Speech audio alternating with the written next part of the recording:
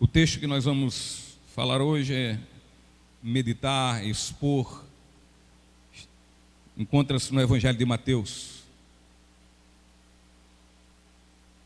no capítulo 25.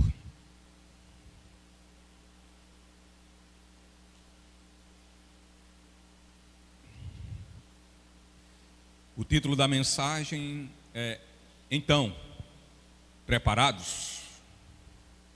Mateus 25, versículo do 10 ao 13.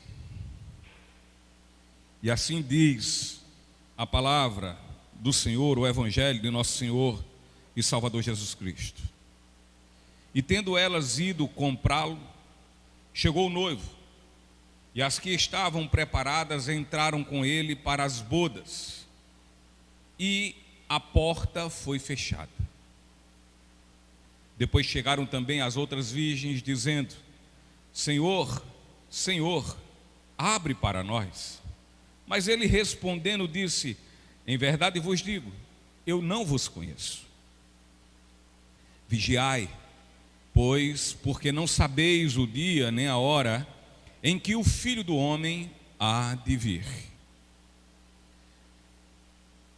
Aqui, queridos, Jesus ainda estava com seus discípulos no Monte das Oliveiras, ministrando o seu sermão profético. E continua a lhes falar por meio de uma instrutiva parábola. E tal parábola fala num contexto bastante familiar, o casamento. E fala a fim de advertir quanto à necessidade da preparação para a vinda do Rei dos Reis, nosso Senhor Jesus Cristo, que virá como noivo reivindicar a sua noiva. E Jesus, por meio desta parábola, ele compara o reino dos céus com uma festa de casamento.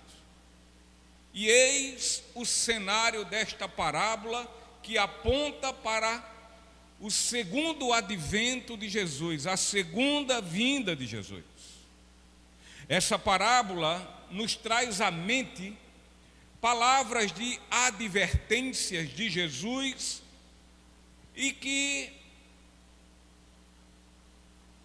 ele o fez na conclusão do seu Sermão do Monte, quando vimos, por algumas vezes já pregado nesta igreja, no capítulo 7 de Mateus. E olha, queridos, nada em todas as falas de nosso Senhor Jesus podemos ter como extraordinariamente assustadora como as suas solenes palavras quando ele disse: muitos me dirão naquele dia: Senhor, Senhor, não profetizamos nós em teu nome? E em teu nome não expulsamos os demônios? E em teu nome não fizemos muitas maravilhas? E então lhes declararei: eu nunca vos conheci, apartai-vos de mim, vós trabalhadores da iniquidade. Que momento aterrorizador será para muitas, repito, muitas pessoas no grande dia, quando pensando que são de Cristo, irão atestar que isso não é verdade diante exatamente destas palavras de Jesus. Ele diz: muitos me dirão naquele dia: Senhor, Senhor. E ele vai declarar: eu nunca vos conheci. Muitos. Podemos observar, sem medo de errar, que se existe um texto na Bíblia que possa fazer frente a esta passagem em Mateus 7,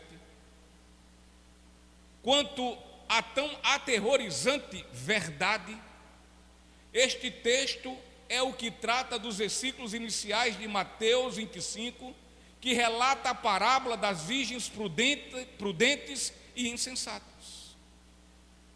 Eles são muito semelhantes, são muito solenes, e existem neles advertências aterrorizantes para muitos. Portanto, o propósito principal dessa parábola é enfatizar o quão é importante se estar preparado para a vinda do glorioso noivo. E essas 10 virgens, elas representam a igreja à espera do fabuloso retorno do seu Senhor. E dentro desta igreja, existem aqueles que estão preparados, mas também os que não estão.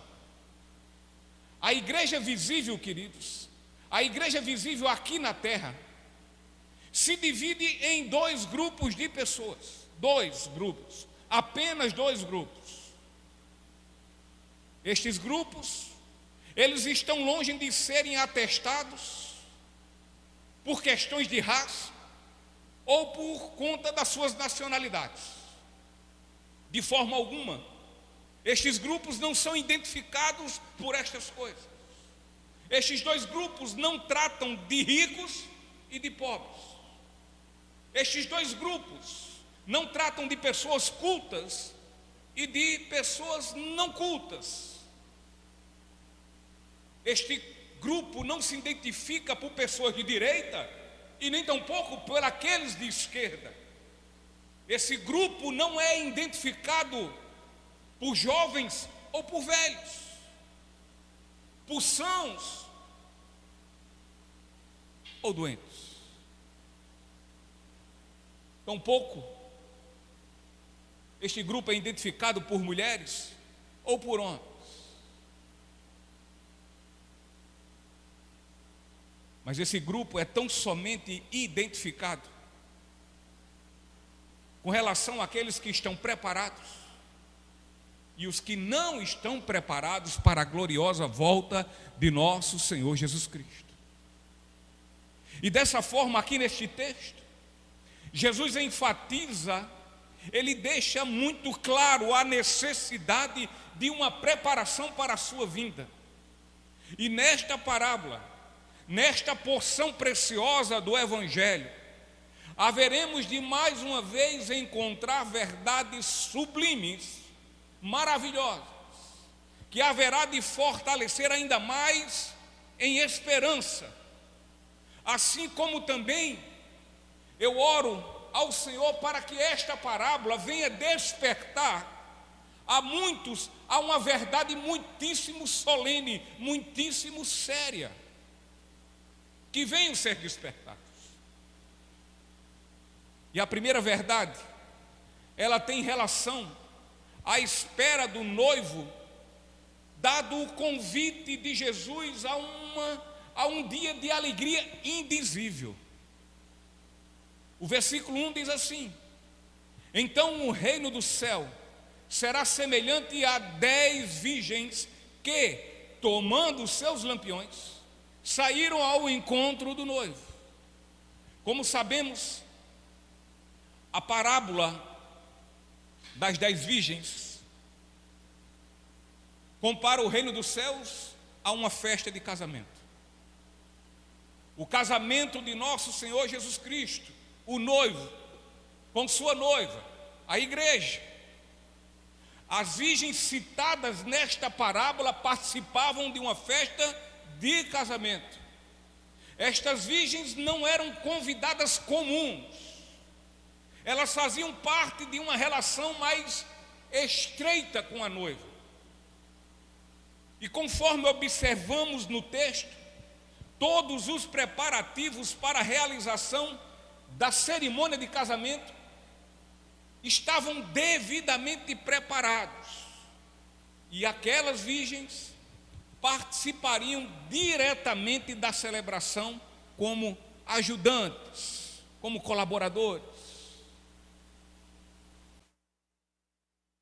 Naquele tempo, no mundo antigo, as amigas da noiva seguiam para a casa dela para juntas esperarem a chegada do noivo. Ninguém sabia exatamente o momento em que o noivo chegaria. Porém, assim que ele chegasse, assim que o noivo chegasse, dava-se início um cortejo glorioso da casa da noiva até a casa do noivo. E olha, queridos, essa ocasião era considerada um momento de grande honra. Participar das bodas, participar de uma festa de casamento, era algo muito precioso, algo muito honroso. Bem, mas qual o significado desta parábola? Evidente, o simbolismo desta parábola aponta as bodas do Cordeiro no fim dos tempos. Como podemos ver em Apocalipse, capítulo 19, versículo 7 e também o 9.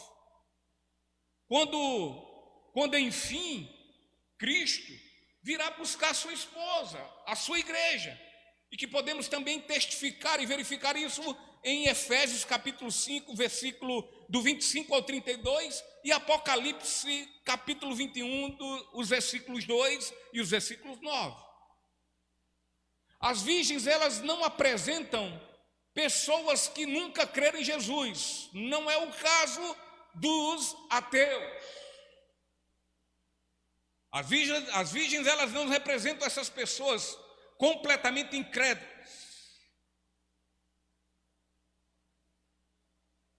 Nosso Senhor, ao falar sobre estas virgens, ela está falando das pessoas que professam fé em seu nome, ainda que seja uma fé superficial, exterior, uma fé externa. São pessoas que se consideram cristãs, que são membros de uma igreja, são pessoas que se acham discípulas de Cristo. Entretanto, haveremos de ver mais à frente que, embora todas as 10 virgens estivessem participando das bodas do casamento, e todas as 10 tivessem saído ao encontro do noivo, contudo, havia entre elas uma grande e considerável diferença. Uma grande diferença. Assim como existia essa diferença entre as virgens, da mesma forma, existe uma grande diferença entre os membros da igreja visível. E essa diferença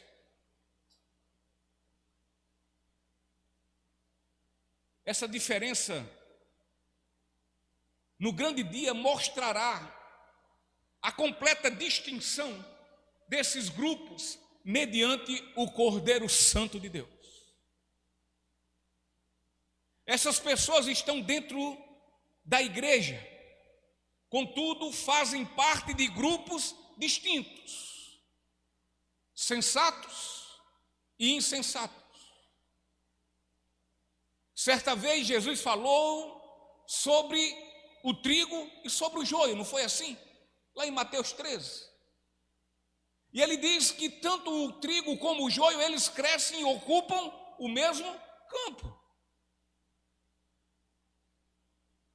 Portanto, da mesma forma, havia trigo e joio entre as 10 virgens, como também há trigo e joio dentro da igreja.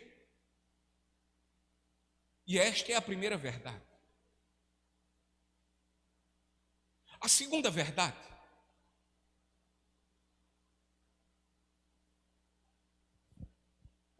é que Jesus, em sua segunda vinda, ele vai encontrar uma igreja mesclada, misturada. Os versículos de 2 a 4 diz: 5 delas eram prudentes, 5 eram insensatas. As que eram insensatas, tomando os seus lampiões, não levaram azeite consigo. Mas as prudentes levaram azeite em suas vasilhas com seus lampiões. Então, queridos, todas as virgens, elas saíram ao encontro do noivo. O pastor Charles Spurgeon, acertadamente, ele disse o seguinte: todas fizeram uma profissão de que o seguiriam, o que as levou a se separarem das pessoas do seu convívio, do seu relacionamento, para que pudessem sair ao encontro do noivo nas noites de núpcias. Todas. Mas existia entre elas uma grandíssima diferença. Uma diferença mais do que essencial. Uma diferença vital. 5 destas virgens eram prudentes e as 5 outras eram insensatas.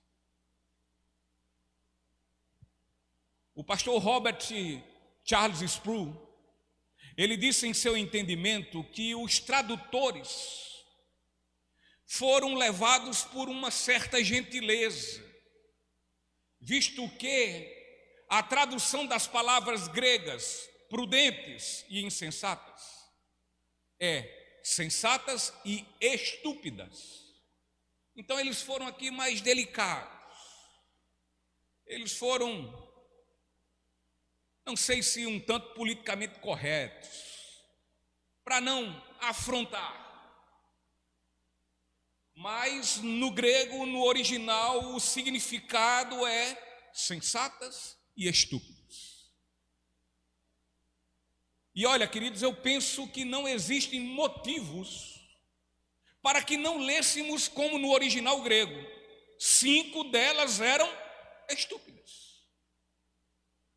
Como também imagino que não seria algo equivocado de nossa parte interpretar que metade da igreja visível é composta por aqueles a quem Jesus chama de insensatas, isto é, de estúpidas, visto que Jesus fala que eram 10, metade eram sensatas, a outra metade insensatas ou estúpidas. Mas eis a questão: por que a metade das virgens deveriam ser chamadas de estúpidas e a outra metade de sensatas? Qual o motivo? Vejamos o que Jesus vai dizer. Versículo 3 e o versículo 4. Ele diz: as que eram insensatas, tomando os seus lampiões, não levaram azeite consigo. Está aí a resposta de serem chamadas de insensatas, de estúpidas. E o versículo 4 vai dizer por que aquelas outras, o outro grupo, a outra parte, a outra metade seriam as prudentes, porque elas levaram azeite em suas vasilhas com seus lampiões. Aqui está a resposta de tamanha estupidez. Imaginemos irmos a uma cerimônia de casamento e formos completamente desprovidos de tudo quanto é necessário para desta cerimônia participar. É uma insensatez, é uma estupidez. Não resta dúvida que é uma estupidez sem tamanho. A igreja nominal, ela é comparada a 10 virgens que, tomando elas seus lampiões, se dispuseram em ir ao encontro com o noivo. As 10. Portanto, elas tinham seus lampiões, todas as 10 tinham lampiões. Entretanto, somente 5 das 10 tinham azeite suficiente para manter a chama viva e acesa. E estas eram as virgens prudentes e não as insensatas. As virgens insensatas não haviam levado azeite. Podemos imaginá-las com lanternas eletrônicas na mão, porém sem pilhas. Pode haver tamanha estupidez do que conduzir lanternas sem pilhas? Para que serve? Então todas as virgens professam ter um objetivo em vista, um alvo. Entretanto, apenas 5 delas, apenas a metade demonstravam serem sábias, enquanto as outras estúpidas. A igreja invisível encontra-se nessa mesma condição. todos os seus membros são batizados em nome de Jesus Cristo. No entanto, nem todos de fato ouvem a voz de Cristo e assim o seguem.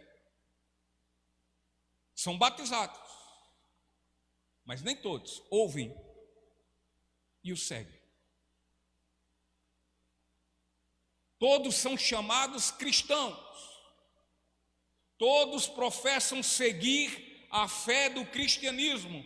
Entretanto, nem todos têm a graça obtida através do habitar do Espírito Santo no seu ser interior.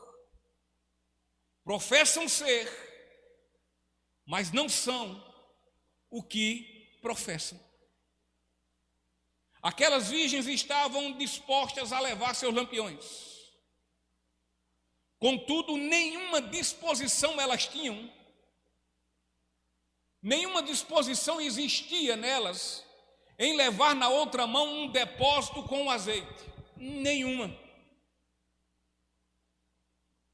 E aí está exatamente a falha vital na vida dos que afirmam ser cristãos. Aí está a grande falha. E essa falha é a falta do azeite da graça de Deus. A falta do azeite da graça de Deus. Sendo o azeite neste contexto o símbolo do Espírito Santo, a caminhada cristã ela só poderá ser feita prudentemente se esta der início com o Espírito Santo. Só haverá prudência nessa caminhada cristã se o início se der com o Espírito Santo. E dando início com o Espírito Santo, também só vai prosseguir no Espírito Santo. E só poderá ser completada esta caminhada não diferente no Espírito Santo. O início é com o Espírito Santo, o prosseguir, o perseverar é no Espírito Santo, e a conclusão, a caminhada será completada no Espírito Santo. As virgens insensatas eram muito semelhantes às virgens prudentes. O que uma tinha, a outra também tinha. Exceto o que era principal, primordial, vital e essencial para participar das bodas.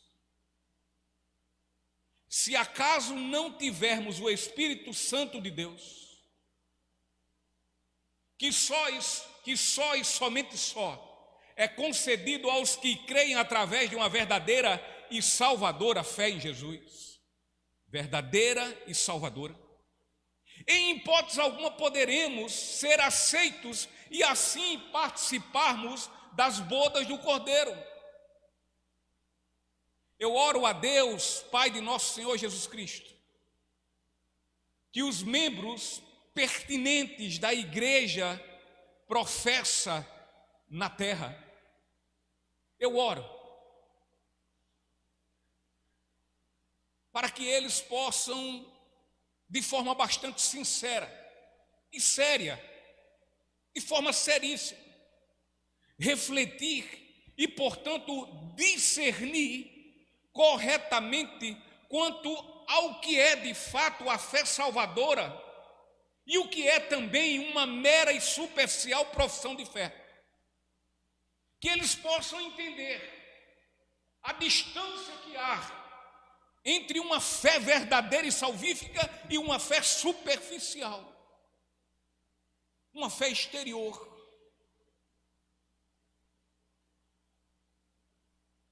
Ninguém pode ser salvo por uma simples profissão de fé.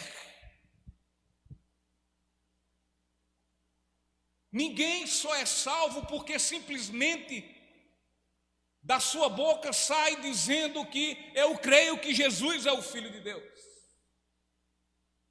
Não só por isso. não pode ser salvo somente por palavras que se originam da boca e não de um coração quebrantado. Ninguém pode ser salvo por esse tipo de fé, de profissão de fé. Ninguém pode ser salvo por uma atitude de levantar a mão, por simplesmente essa ação de levantar a mão e fazer essa profissão de fé também superficial.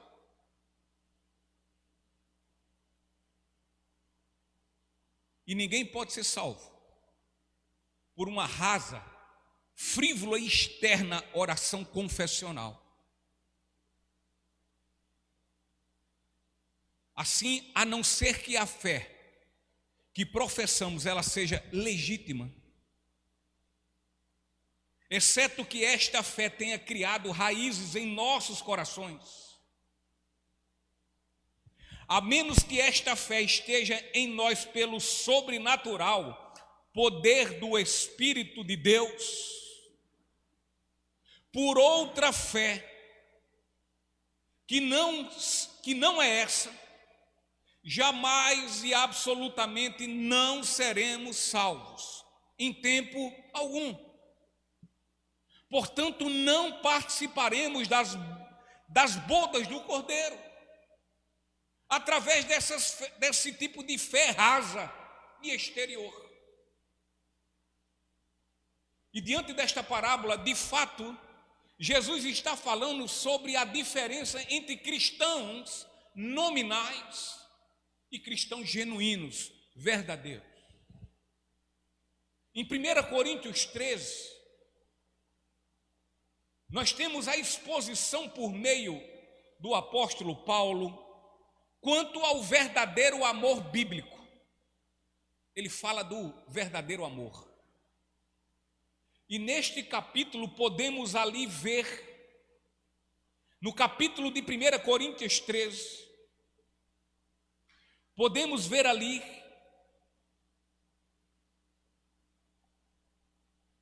o que pessoas desprovidas deste amor bíblico podem fazer. Escutem bem. Em 1 Coríntios 13 ele vai dizer o que uma pessoa pode fazer ainda sem ter de fato no seu ser o amor bíblico.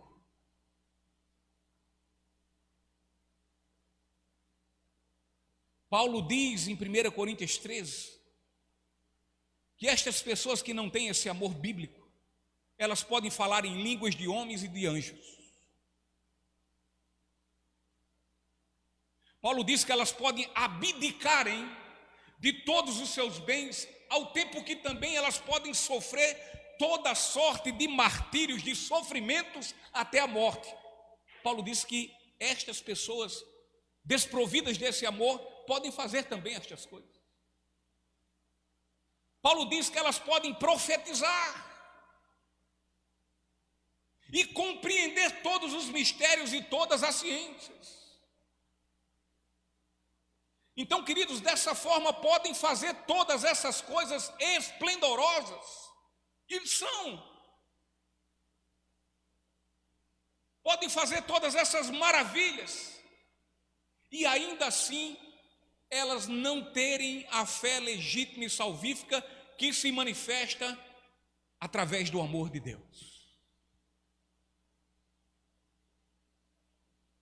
E essas pessoas que Paulo fala em 1 Coríntios 13, que são capazes de todas essas coisas, que podem fazer tudo isso, e que ao final ele diz, olha, podem fazer todas essas coisas, mas sem o amor, de nada serve, é inútil. Essas pessoas que Paulo falou, que são capacitadas sem este amor, o amor de Deus, de fazer todas aquelas coisas, elas são o retrato fiel das virgens insensatas. O retrato fiel. Tinham tudo, mas não tinham nada. Tinham uma aparência, mas só tinham aparência, não eram. E sabe por quê? Porque faltava a elas o essencial. Lhes faltavam nascer da água e do Espírito. Faltavam-lhes nascer de novo. E diante dessas coisas, como nos sentimos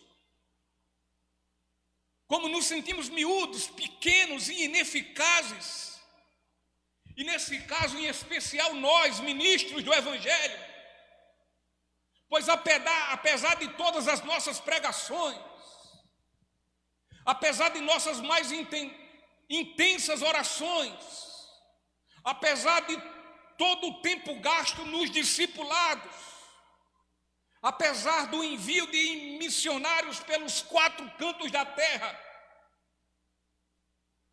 muitas e muitas dessas pessoas que foram alvos de todas essas ações, elas se acharão no último e grande dia como sempre estiveram, plenamente mortas em seus delitos e pecados. Muito corretamente afirmou o pastor, o bispo anglicano John Charles Riley, quando ele diz: a iniquidade e a incredulidade da natureza humana é assunto acerca do qual nós todos ainda temos muito a aprender. E cada vez mais eu fico certo disso.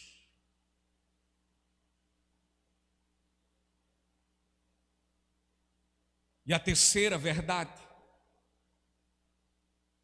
tem relação quanto ao grande dia do Senhor. Porque no grande dia do Senhor haverá uma grande falta de preparação e muitos, não são poucos, muitos serão pegos de surpresa. O versículo 5 diz: e tardando o noivo, todas elas cochilaram e dormiram. Quão impressionante é esta verdade que aqui nos foi exposta.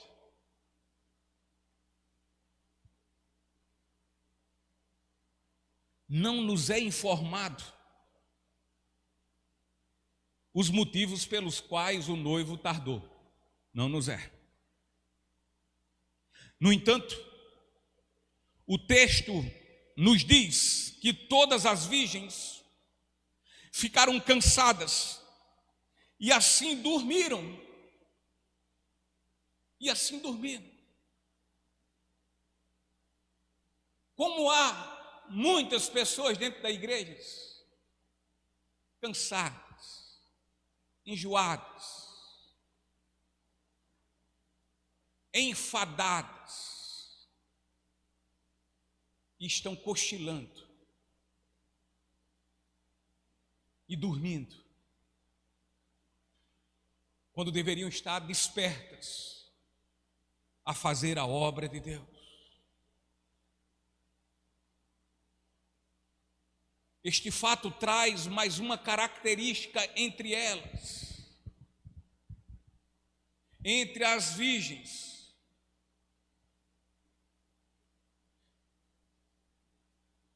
Essa característica as deixam aparentemente muito semelhantes, muito parecidas, as prudentes e as insensatas.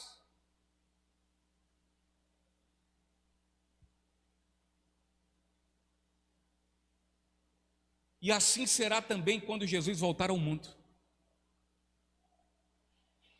Nosso Senhor encontrará a grande maioria da humanidade,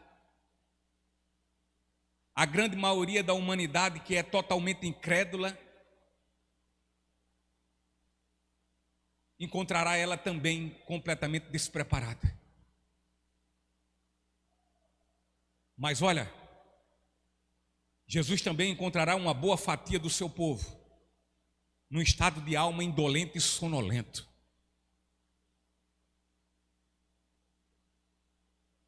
Num estado de alma de preguiça.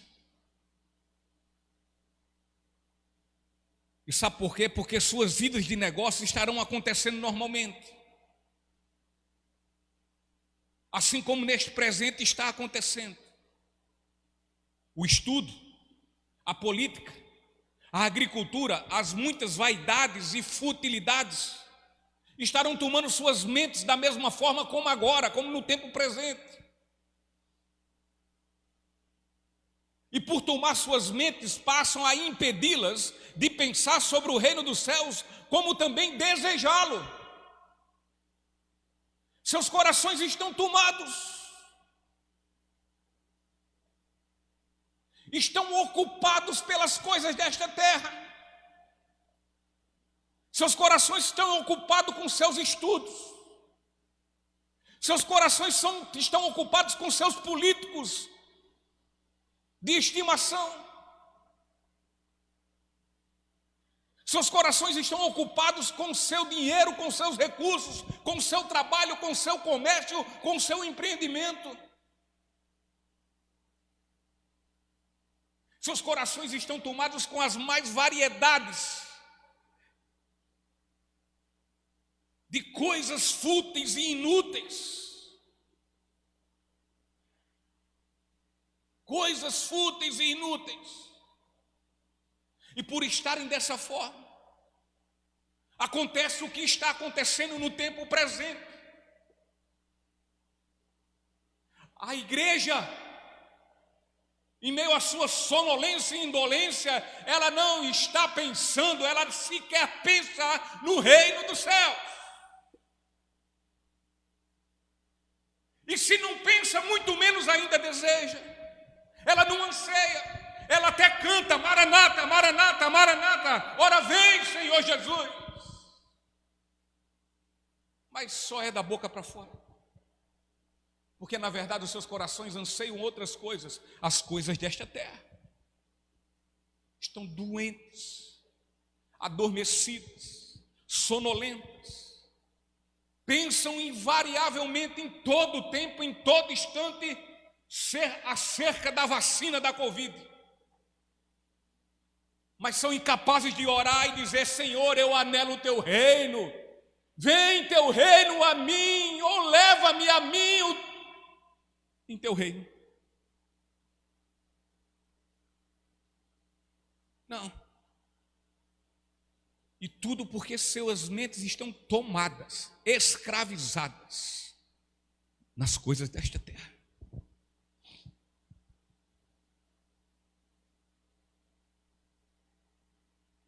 Amam as palavras dos homens, que são finitas e passageiras,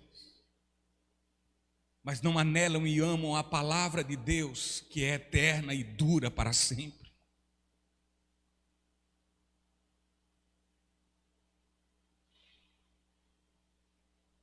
De um lado estarão os ricos se orgulhando dos seus bens, do outro os pobres reclamando e murmurando da sua pobreza.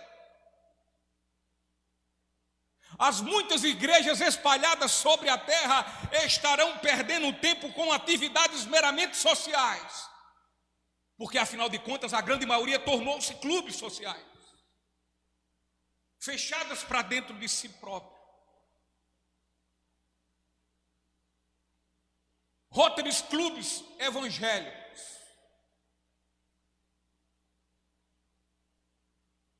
As igrejas estarão cheias de divisões, presas com discussões teológicas inúteis, perdendo tempo e se ofendendo com discussões inúteis. E o pior, falam, blá, blá, blá, blá, e não agem em nada. Sabem tudo, discutem tudo, se acham o dono de toda a verdade. Teólogos teóricos, mas prática, zero.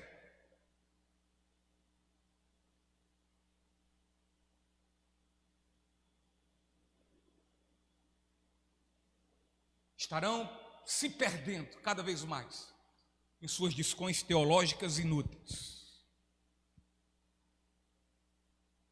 Por outro lado, os pregadores, os evangelistas, Estes estarão proclamando o evangelho a fim de que homens e mulheres arrependam-se de seus pecados. No entanto, estes estarão adiando suas decisões dia após dia.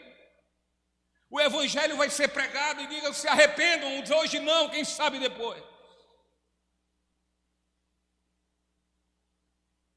E assim, no meio de tudo isso, no meio de todos esses acontecimentos, quando menos se espera, numa hora que ninguém imagina, nosso Senhor Jesus Cristo em pessoa aparecerá de forma súbita e imprevista. Louvado seja o nome de Jesus. Vem, Jesus.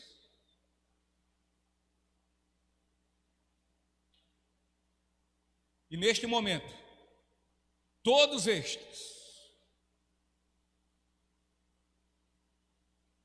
que estavam voltados aos seus desejos, todos que estavam com seus olhos voltados para as suas vontades, todos que estavam com suas ocupações ocupando os seus corações, no momento em que ele chegar, haverão de parar. Vai parar tudo. O freio do céu vai ser acionado. E tudo vai parar.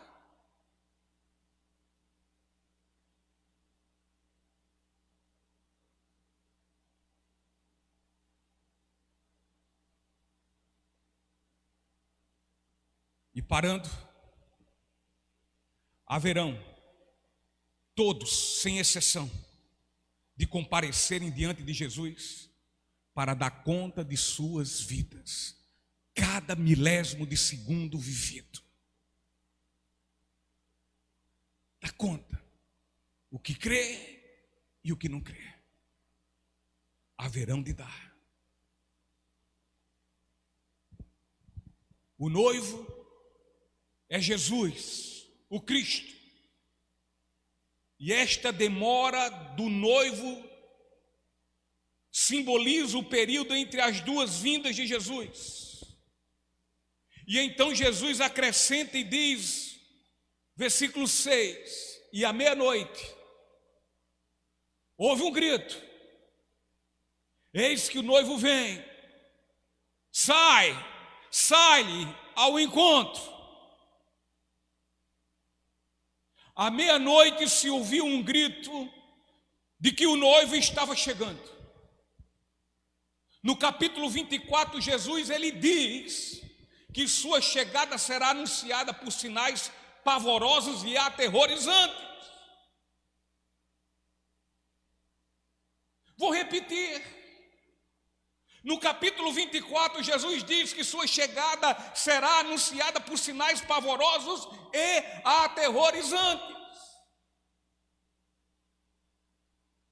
O grito de aviso foi dado, eis que o noivo vem. E este grito espantou todos quanto estavam indolentes, desapercebidos, desacautelados, desprevenidos, despreparados.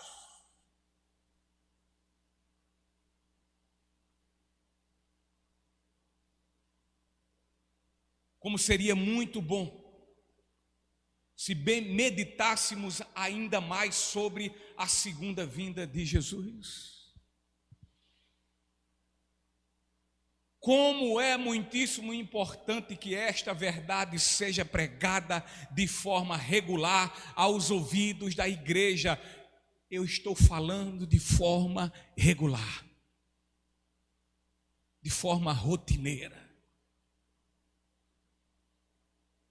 Sabe por quê? A fim de acordar ambos os grupos da igreja.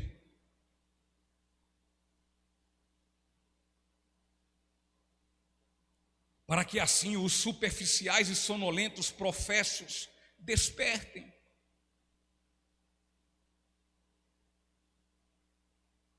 Creiam. Arrependam-se. Mas também para que o outro grupo de adormecidos, mas que amam ao Senhor, também acordem e despertem.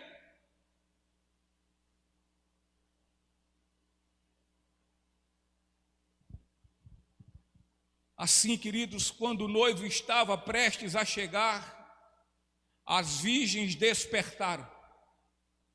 E então elas se colocaram em pé para prepararem seus lampiões. O versículo 7 diz: então todas aquelas virgens se levantaram e prepararam seus lampiões. E neste exato momento, as virgens insensatas entenderam o tamanho da estupidez delas. Como falamos, elas eram muito parecidas. Elas eram quase imperceptíveis. No entanto, foi exatamente à meia-noite que a grande diferença delas veio à tona.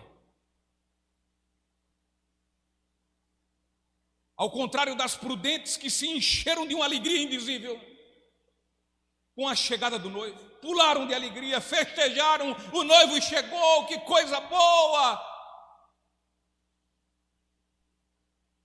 Ao contrário, as insensatas se encheram de pavor e desespero. E agora, o que é que fazemos? Para onde iremos? Qual o passo agora? O que é que eu tenho que fazer? O que é que eu tenho que fazer para agora entrar no cortejo e ir para a festa do casamento?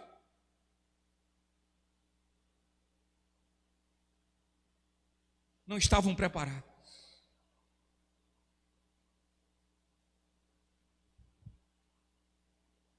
Muito bem falou sobre isso o pastor Charles Spurgeon, quando ele diz: é uma pena, isso tem sido muito, uma grande pena. É uma pena que alguns somente buscarão abastecer suas lâmpadas quando estiverem para morrer, ou quando o sinal do Filho do homem aparecer no céu. Mas se buscarmos fazer esse trabalho sem o Espírito ou a graça de Deus, isso resultará em uma falha eterna.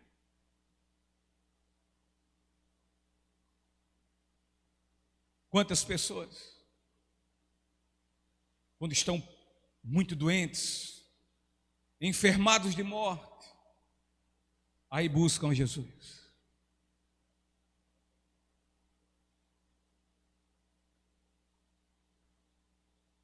Quantas pessoas estão quebrados, falidos, e quando olham para um lado e para o outro e não veem mais em que se apegarem, porque tudo em que estavam apegados, ocupados, se foi.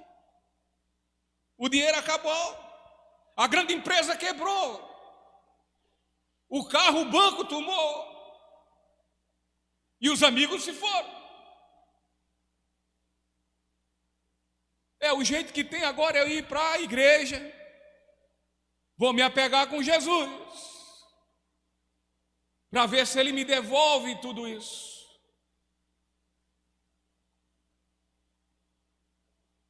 Isso tem sido uma verdade verdadeira, de pessoas que vêm buscar a Jesus com um propósito diferente do qual Ele veio à terra fazer. E o pior, que púlpitos nojentos, amaldiçoados, porcos, prostitutas do altar têm pregado este evangelho de um Cristo da sorte, de um Cristo da prosperidade, de um Cristo curandeiro. Quantos e quantos? Muitas vezes morrem,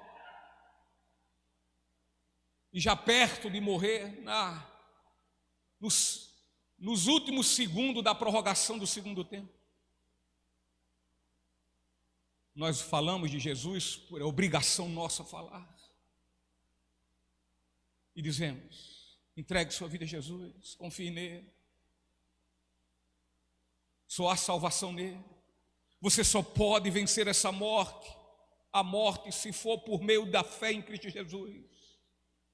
Esta batalha você não tem como batalhar, é Ele que batalha por você. E aí ao final aquela pessoa diz: eu aceito Jesus. E fica a dúvida em nossos corações, porque dali para frente ninguém sabe mais de nada, exceto o Pai que está nos céus. Pode ser que tenha crido, pode ser que não tenha crido, que somente entregou porque estava com o pé na cova.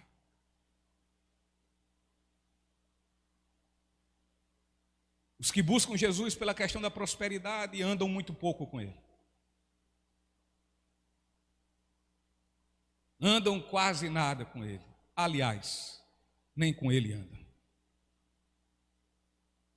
Querem ali e acolá dar uma carona a Jesus nas suas necessidades e precisões. Então Jesus continuou, versículo 8 e 9. E as insensatas disseram às prudentes: dai-nos do vosso azeite, porque os nossos lampiões estão se apagando. Mas as prudentes responderam dizendo: não, para que não falte a nós e a vós, mas ide antes aos que o vendem e comprai-o para vós. As virgens insensatas passam a valorizar o que antes desprezavam com toda a força de sua indiferença. Pensavam que o azeite não tinha qualquer sentido. Pensavam que o azeite era algo inútil e desnecessário. E por isso foram de fato muito estúpidas. As virgens prudentes não tinham qualquer problema. Afinal, elas tinham azeite em abundância e assim logo acenderam seus lampiões. Algo que as insensatas não puderam fazer. E dessa forma passaram a implorar as amigas por azeite. Sproul fala que esta parábola não tem o fim de advertir sobre o compartilhar, mas sim sobre o dever de estarmos preparados para o dia da vinda do noivo. Algo que as prudentes estavam preparadíssimas. E quando nosso Senhor Jesus Cristo voltar, muitos, não são poucos, irão descobrir a grande importância da única fé verdadeira e salvadora. Contudo, quando descobrirem isso, será mais tarde do que nunca. O texto dessa parábola diz que quando chegou o noivo, as virgens insensatas falaram às prudentes: dai-nos do vosso azeite, porque os nossos lampiões estão se apagando. E o texto continua a nos dizer: mas a prudente responderam dizendo: não, para que não falte a nós e a vós, mas ide antes aos que o vendem e comprai-o para vós. Então a resposta das prudentes às insensatas foi que não poderiam lhes compartilhar do azeite. Assim o conselho foi que fossem e comprassem. Ou seja, é impossível, queridos, é impossível compartilharmos o Espírito Santo com aqueles que não o têm. É impossível. Ou seja, ninguém entra no reino de Deus pegando carona na fé verdadeira de outrem. Ninguém.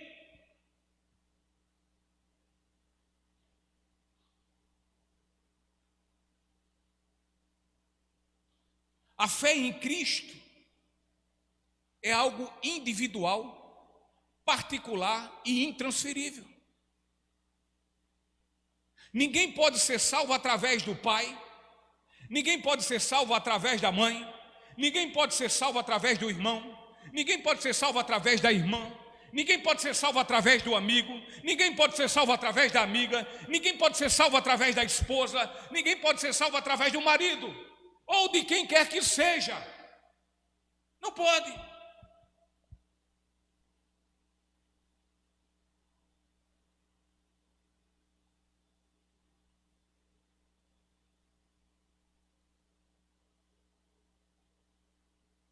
Ou crê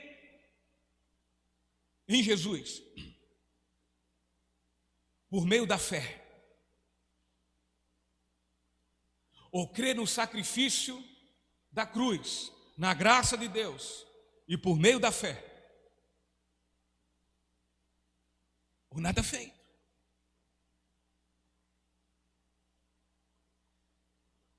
Podem sair e comprar azeite aonde quer que seja, não vai adiantar, é inútil, não será salvo. Somente através de Jesus Cristo, o Filho de Deus.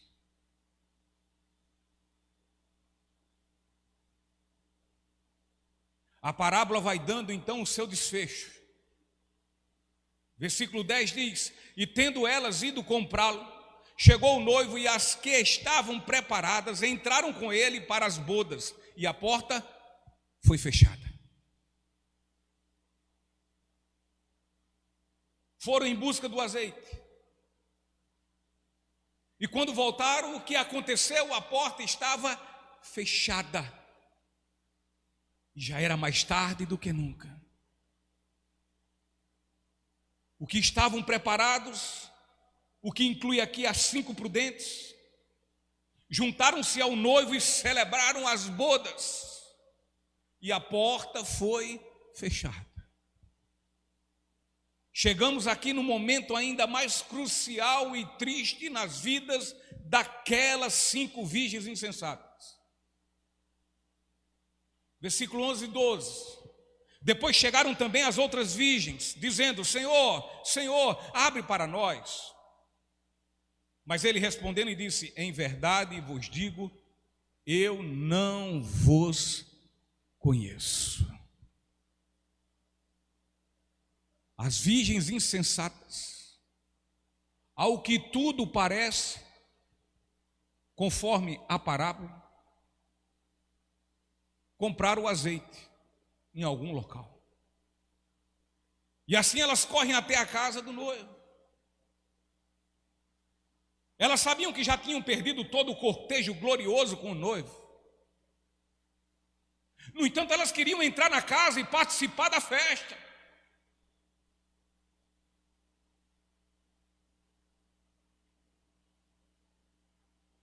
Vai ter uma segunda chance. Afinal, ele é bondoso, amoroso, misericordioso. E ele é.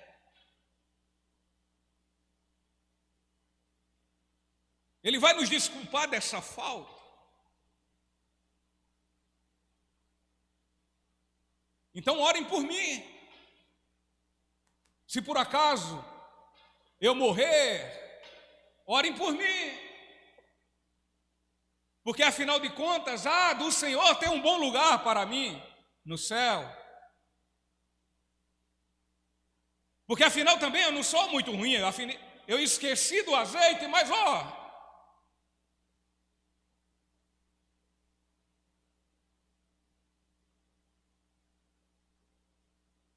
sabiam que tinham perdido o cortejo glorioso com o noivo. E queriam muito entrar na casa e participar da festa, da boda, das bodas. Entretanto, ao chegaram, foram impedidas de entrar. No entanto, dirigiram-se de forma respeitosa ao noivo, pedindo-lhe que abrisse a porta. Porém, o noivo respondeu-lhes com palavras terrivelmente aterrorizadoras. Palavras tais que já havia dito, o Senhor Jesus já havia dito e proferido lá em Mateus 7, quando ele diz: naquele dia, muitos virão a mim e dirão: Senhor, Senhor. Então Jesus já disse, o noivo repete as mesmas palavras que Jesus, o noivo, haverá de dizer no grande dia. Em verdade, vos digo, eu não vos conheço. Aqui está uma verdade emblemática no porvir, no futuro, para muitos. Que possamos ter cuidado, e um cuidado humilde, um cuidado sincero, a fim de garantirmos que tal experiência não torne-se uma realidade em nossas vidas, pois isso irá significar a nossa ruína eterna. Afinal, muitos são os que professam a fé cristã, muitos. Contudo, não têm qualquer preocupação de viverem o cristianismo verdadeiro em suas vidas. Afinal, muitos não têm qualquer senso de pecado. Vivem sua vida pecaminosa como se Cristo fosse um indulgente, que tolerasse tudo. Afinal, muitos falam crer em Cristo, mas não o amam. Uma coisa é crer, outra coisa é crer e amar. Tiago diz que até os diabos, os demônios creem. Afinal, muitos não têm qualquer ideia de quão fundamental e importante é o arrependimento, a fé e a santidade. E por não saberem sobre isso, jamais experimentaram o soberano, o poderoso e sublime processo do novo nascimento. Nunca nasceram de novo. E para estes muitos, tais assuntos são tratados com indiferença. Este tipo de assunto é tratado com desleixo. Na verdade, eles nem gostam de falar a respeito. Pecado, santidade. Não. Deixa de conversar besteira. Não, vai para lá você com essa conversa, seu legalista. Porém, na chegada do Cordeiro, quando ele vier para as suas bodas, estes irão saber e ter certeza de todas essas coisas. Estes saberão quão necessitados são de terem um Salvador. E esse Salvador é Jesus, o Filho de Deus. Eles irão saber quão desgraçadamente são necessitados de um Salvador. E vão reconhecer que somente Jesus, o Filho de Deus, é este Salvador. Mas aí já será muito tarde. Será mais tarde do que nunca. E nesse momento já será muito tarde sair à procura de azeite. Muitas vezes somos incompreendidos por conta da nossa fé em Jesus. Muitas vezes somos escarnecidos, perseguidos, injustiçados. O Senhor de nossas vidas nos ordena que oremos por esses que escarnecem da nossa fé, que falam mal, que vituperam a Cristo, o nosso Salvador. Mas o Senhor diz: orem por estes, preguem o Evangelho, tempo e fora de tempo. Quem sabe eles venham mudar de ideia, segundo a preciosa e soberana vontade de Deus. Uma coisa é certa: no grande dia, eles haverão de mudar seus pensamentos com relação à nossa fé. Quando o noivo voltar para buscar a sua noiva, todo mundo incrédulo reconhecerá o quanto foram insensatos, o quanto foram estúpidos. E vão reconhecer o quanto aqueles que creem e que eles tanto escarneceram foram prudentes. E tudo isso para a glória de Deus. Mas quando se aperceberem disso, será muito tarde, mais tarde do que nunca. E o versículo 13 diz: vigiai, pois, porque não sabeis o dia nem a hora em que o Filho do Homem há de vir. O texto que observamos nos diz que o noivo, quando veio, aquelas virgens que estavam preparadas entraram com ele para as bodas e a porta foi fechada. Se há algo que podemos ver aqui, é que há um grupo que estará preparado para a segunda vinda de Jesus.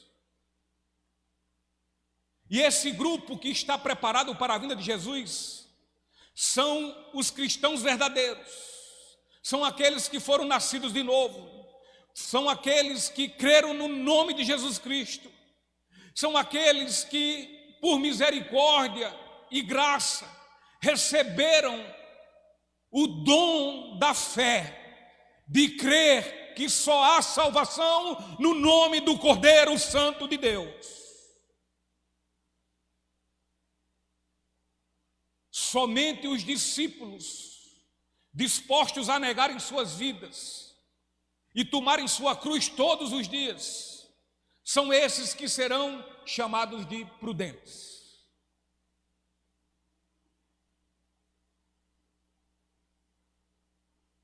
Serão somente aqueles que foram lavados pelo sangue precioso do Cordeiro Santo de Deus.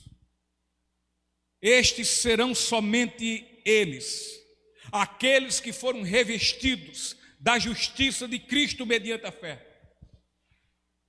Serão somente aqueles que foram renovados pelo habitar do Espírito Santo.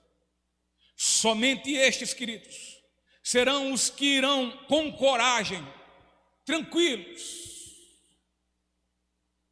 sem medo algum, ao encontro do seu Senhor, a fim de tomar lugar no grande banquete das bodas do Cordeiro. Somente estes, os remidos do Senhor, estarão sempre em sua companhia. Aquele que nos amou e que se entregou por nós jamais nos desamparará. Ele estará conosco durante toda a nossa peregrinação na terra. Mesmo em meio às nossas muitas fraquezas, Ele estará conosco ao nosso lado e irá nos sustentar e nos guiar por suas maravilhosas veredas. Ministério do Louvor. A porta não será fechada somente para os incrédulos. Atentem bem a isso. A porta não será fechada somente para os incrédulos, mas será fechada sobre toda e toda dor.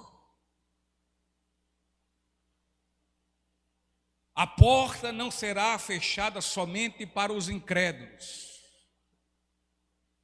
mas será fechada sobre toda e toda tristeza. Será fechada sobre todo choro, e será fechada até mesmo sobre a morte. A porta será fechada para este mundo caído, este mundo caído e morto em seu próprio mal. A porta será fechada para as tentações do diabo.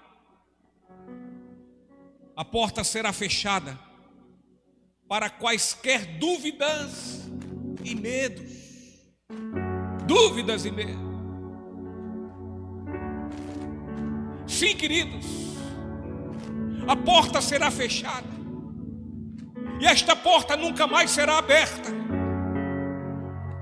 Quão maravilhosa esperança, quão gloriosa esperança, quão sublime esperança temos em nosso Senhor.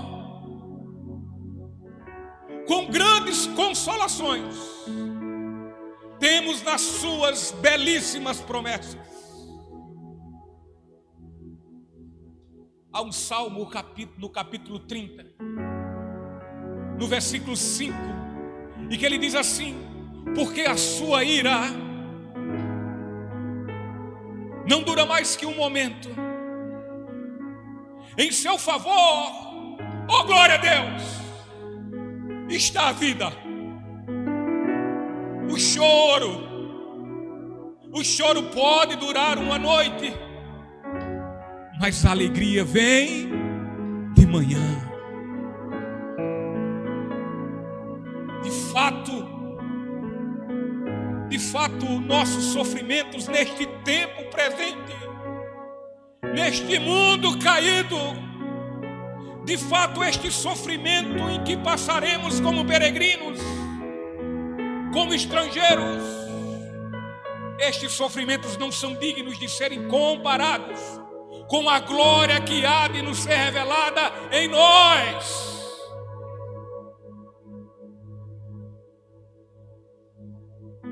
Para os remidos, para os salvos, para os lavados pelo precioso sangue do Cordeiro Santo de Deus, para estes não existe qualquer dúvida alguma. O dia do retorno do Senhor, o dia do retorno do noivo, o dia do retorno de nosso Senhor e Salvador Jesus Cristo, é certo, certíssimo. Luan, ele irá compensar tudo, toda tristeza, toda injustiça, todo sofrimento, toda perseguição, toda maldade, todo escárnio. Quando Jesus voltar, vai valer a pena, irá compensar tudo, porque é incomparável com tudo que nós já passamos ou ainda podemos passar. Nada se compara com a volta do noivo, com a volta do Cordeiro Santo de Deus, com a volta de nosso Senhor e Salvador. Nada, absolutamente nada.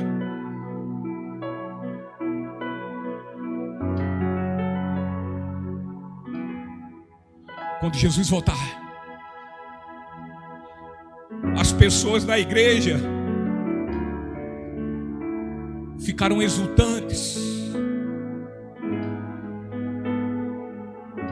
ficaram inquietas, e na igreja terão discipuladores,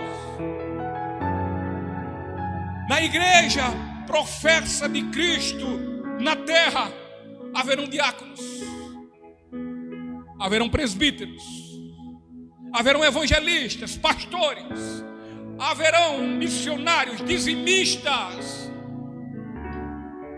frequentadores, visitantes, haverão todos estes e outros.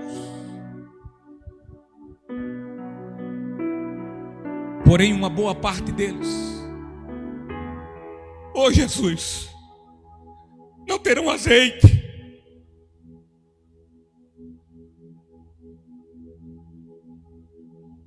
não terão o teu Espírito Santo, Senhor.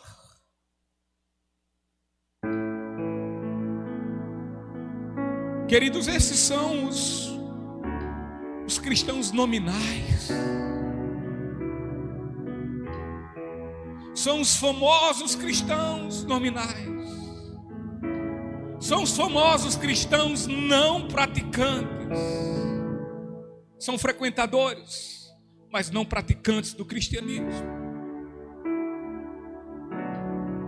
Portanto, ocorrerá com eles o mesmo que houve com as virgens insensatas. Oh Jesus, a porta será fechada, porta será fechada. E então não entrarão para as bodas do Cordeiro. Ó Deus, precisamos saber, queridos.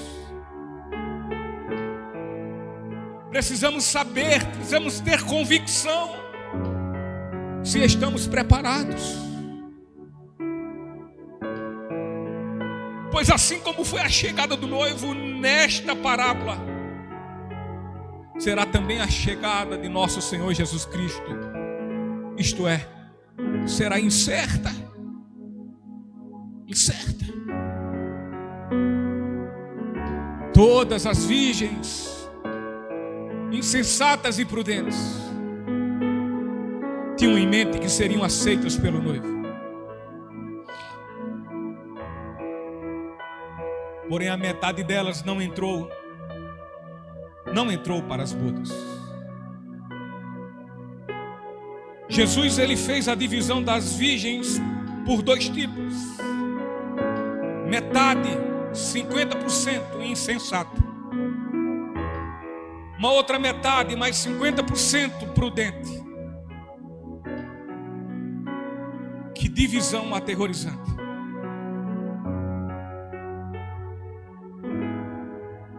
Espero eu que não seja a vontade de Deus que na volta de Jesus metade das pessoas, que na volta de Jesus metade das pessoas, que na volta de Jesus metade das pessoas que se assentam nos bancos dos templos seja um dia de terríveis, tenebrosas e densas trevas. Que não seja a vontade de Deus que na volta do seu Filho Jesus metade das pessoas que se assentam nos bancos dos templos sejam para elas um dia de terríveis, tenebrosas e densas trevas.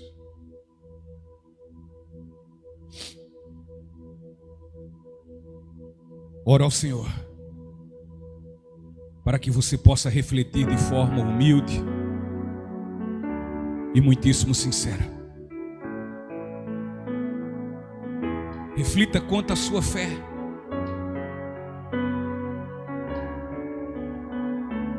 A fim de que tenha certeza que a sua fé seja de fato verdadeira, genuína e salvífica. Que você não seja mais uma virgem insensata, estúpida, como muitas que existem no mundo todo. Lembre-se do aviso do Cordeiro Santo de Deus: vigiai, pois porque não sabeis o dia, nem a hora em que o Filho do Homem há de vir. E então, igreja, e então, todos quanto professam ser igreja de Cristo, estão preparados?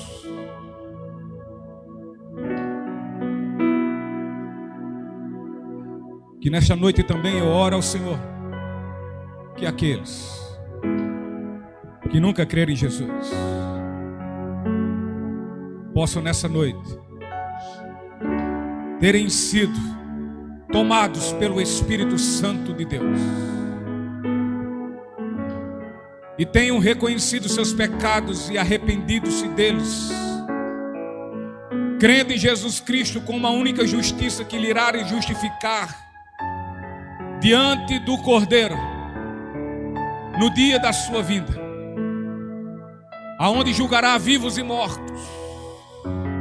Espero, eu oro ao Senhor por isso, que hoje você tenha